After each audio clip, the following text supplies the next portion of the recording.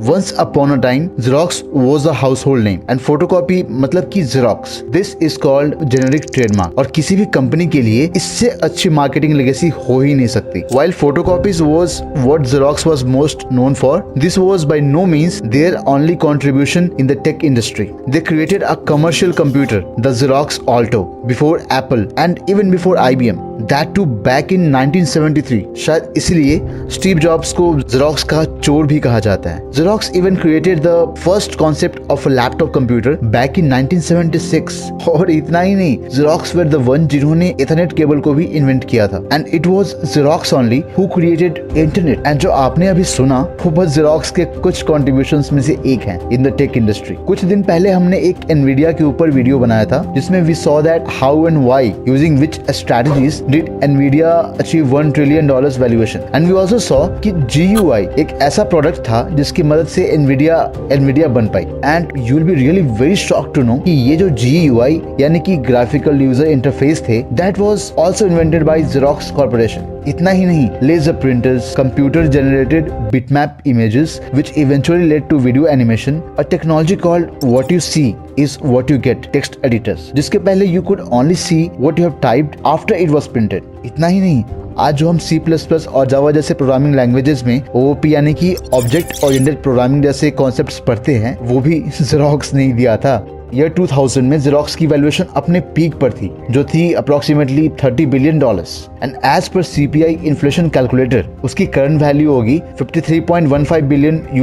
लेकिन ऐसा क्या हो गया कि जिस कंपनी ने एप्पल एंड एनवीडिया जैसे कंपनी के टेक्नोलॉजी को बनाया उसे 2018 में अपने कंट्रोलिंग स्टेक को लूज करना पड़ा, and that too at just a valuation of $6 billion. And अगर देखा जाए तो अभी के समय में उनका नाम और निशान एकदम ही मिटने लगा है. We will explore everything today in this video, but before this I would need your help in reaching to more number of people. हमें अपनी नोट फैमिली बढ़ाने के लिए बस आपका 2 second in clicking that subscribe button and bell icon चाहिए.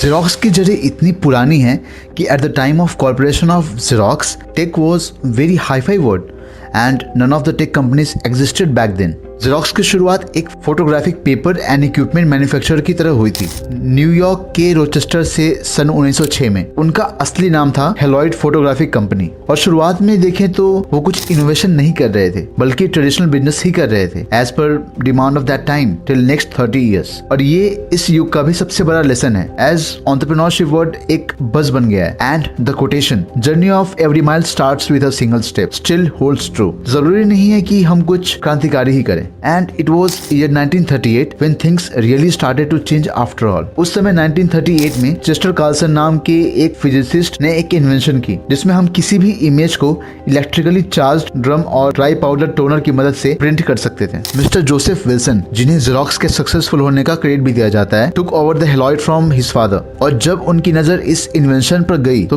कई कोशिशें करने के बाद उन्होंने फाइनली 1946 में कार्लसन को एक कमर्शियल प्रोडक्ट डेवलप करने के लिए मना लिया. And now when you see, Chester Carlson is therefore considered as one of the co-founders of Xerox as per Wikipedia. अब ये टेक प्रोडक्ट था तो काफी ग्रेट, लेकिन उसमें सबसे बड़ा चैलेंज जो उनके सामने था वो था उसकी मार्केटिंग एंड लोगों को ये प्रोडक्ट को यूज करने के लिए कन्विंस करना. And you will be really shocked to know that जैसा हम स्टार्टअप में फेस करते हैं, they were struggling to find a company for manufacturing the product, but eventually Haloid and Carlson ने सारे प्रॉब्लम सॉल्व कर दिए. And talking about the advertising campaign, उन्होंने famous will it blend campaign launch किया which demonstrated the durability of Xerox copies by blending various objects in them, as लोगों को उन्हें durability दिखानी थी. Xerox used direct campaigns to target potential customers, sending out samples of the plain paper copier to businesses and organizations. Xerox also offered training and support to customers in order to help them learn how to use plain paper copier effectively. Along with this, Xerox also emphasized the cost savings and convenience of the plain paper copier compared to previous copying methods such as carbon paper. So when we see the strategy of this 107 7 years old company, we'll find out कि उन्होंने product की durability, convenience and cost saving को demonstrate करने में focus किया, जो उस समय की कस्टमर की सबसे बड़ी नीड थी. And with this benefit and demonstration based marketing, they won the hearts. And how can you forget the famous ads for Xerox 914, which was the monkey ad, जिसमें उन्होंने मंकी के झुंड को दिखाया था using Xerox 914 to make copies. The ad was very funny and attention grabbing, and it showed कि how easy it was to use the copier. And उसके बाद उन्होंने प्रोडक्ट का नाम चेंज किया. इनिशियली उन्होंने प्रोडक्ट को अपने काम से रिजेंबल करवाने के लिए उस सिस्टम का नाम ज़ीरोग्राफी रखा, जिसका मतलब होता है ड्राई राइटिंग. एंड हेलॉइड ने सब्सिक्वेंटली अपना नाम हेलॉइड ज़ेरॉक्स में बदल दिया सन 1958 में. और उसके बाद 1961 में हेलॉइड को ज़ेरॉक्स कॉर्पोरेशन में रीनेम कर दिया, जिसे आज हम सब जानते हैं. Xerox introduced the first fully automatic photocopier in 1959, which was Xerox 914, and it could make 7.5 copies per minute on any kind of paper. And in 1959, this simple thing was very big revolution, which really seems normal today. पहली बार लोग documents की photocopy कर पा रहे थे और record keeping का burden कम कर पा रहे थे. ज़ेरॉक्स ने Xerox 914 को कभी भी बेचने के लिए नहीं बनाया था. They preferred renting model and earn regular income out of it. In 1965, they started charging $25 per month plus 10 cents per copy. Customers को even पेपर का और इंक दोनों का पैसा देना पड़ता था at a cost of about 5 cents per copy. मतलब कि करंट वैल्यू के हिसाब से $256 पर मंथ प्लस में $1.5 पर कॉपी की फीस. गवर्नमेंट की अलग ही शान थे. उस समय में बस वही थे जिन्होंने उस मशीन को रेंट पर नहीं लिया, बल्कि they wanted to buy and finally they settled at $27,500. Back then, this was not a cheap product to buy,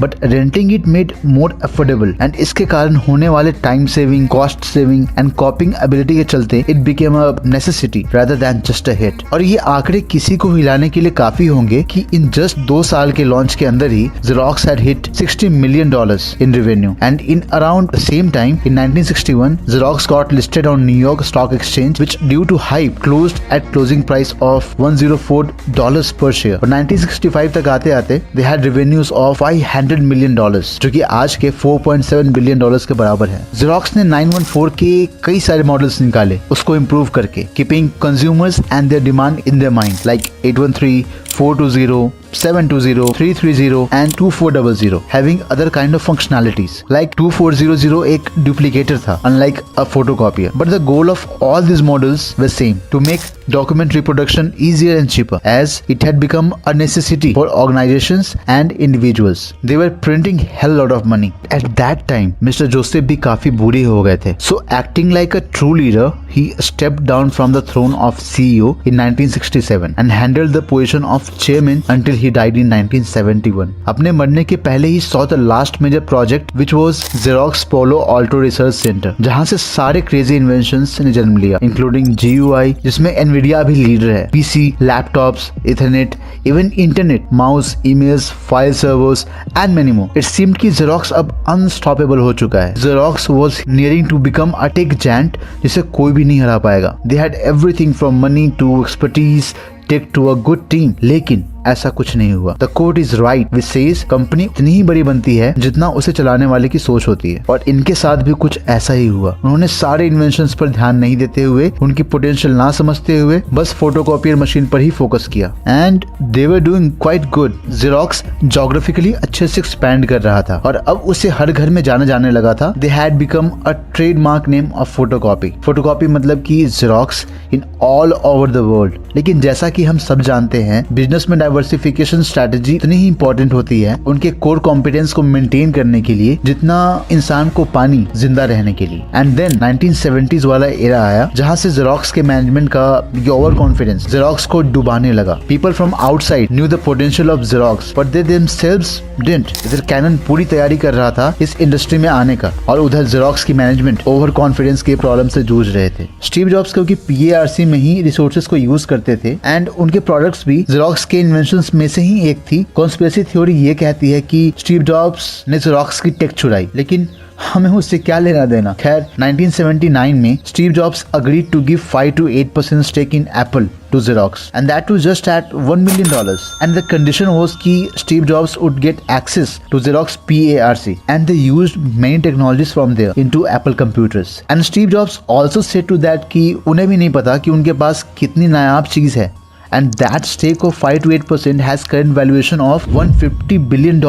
लेकिन अगर वो स्टेक होल्ड करते तो उन्होंने पूरे स्टेक को IPO होने के पहले ही जस्ट $1.2 million में ही बेच दिया। Xerox launched their PC in 1981. They had everything great in that PC, but the cost was $16,000, which was way higher than $1,500 of IBM and even base model of Apple. And they failed miserably. But फिर भी their management didn't bother much and continued focusing on photocopier machines. The era was evolving. Internet arrived and उसके साथ ही demand of printing increased too. The stocks of Xerox were soaring to heights, and between 1982 to 1999, Xerox had grown to 900%. And when dot-com bubble burst, their shares fell too. And Canon ये सब देख रहा था, and they were filling all the gaps which Xerox had left in the market. And that too so smartly कि उनके roots काफी मजबूत हो चुके थे. And finally, they overtook and started capturing good amount of photocopier and printer market share. Canon ने इन छोटे मगर इम्पोर्टेंट चीजों पर फोकस किया, जैसे कि user friendly interfaces, cost effectiveness, innovation and product range, customer centric approach, global expansion, diversification, brand building, marketing